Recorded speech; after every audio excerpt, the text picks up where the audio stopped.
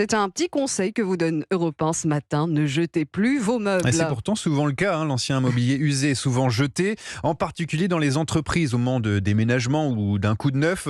Pourtant, il existe un moyen de lui donner une seconde vie. Une plateforme Scope 3 propose de reconditionner et remettre en vente ces meubles usagés afin de les proposer à d'autres sociétés. Une sorte de Vinted des entreprises utilisées par de grands groupes comme Vinci, FH, Crédit Agricole ou encore Accor.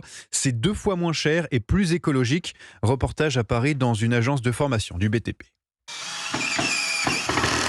On pourra la positionner là près du radiateur, si ça vous gêne pas. Sous l'œil attentif de la directrice Rabia Krish, qui occupe ses bureaux parisiens, 2 ouvriers fixent les pieds de grandes tables d'open space. Je suis assez ravie du résultat du mobilier sobre et totalement neuf. Quasiment. Des pieds clairs, des plateaux clairs, même si on est toujours dans la récupération. Néanmoins, c'est plutôt harmonieux. D'après l'Agence de l'environnement, chaque année, seuls 5% des fournitures de bureaux jetées sont recyclées. Habib Kerdine est commercial chez Scope 3. Il y a les sociétés qui cherchent à s'équiper en mobilier de bureaux de seconde main. Et il y a aussi les entreprises qui cherchent à se séparer de leur mobilier de bureau. Et nous, on va leur dire dans un premier temps, surtout ne jetez pas. Peut-être que votre mobilier est valorisable. Un bureau comme celui-ci, on peut peut-être en tirer 15-20 euros, c'est toujours mieux que de le jeter. Il a travaillé tout l'été. La notion du flex-office, c'est un des axes qui fait que, oui, on nous sollicite beaucoup. Depuis le Covid, depuis le télétravail, ils se rendent compte que l'équipe, en moyenne, elle est présente à 35-40%.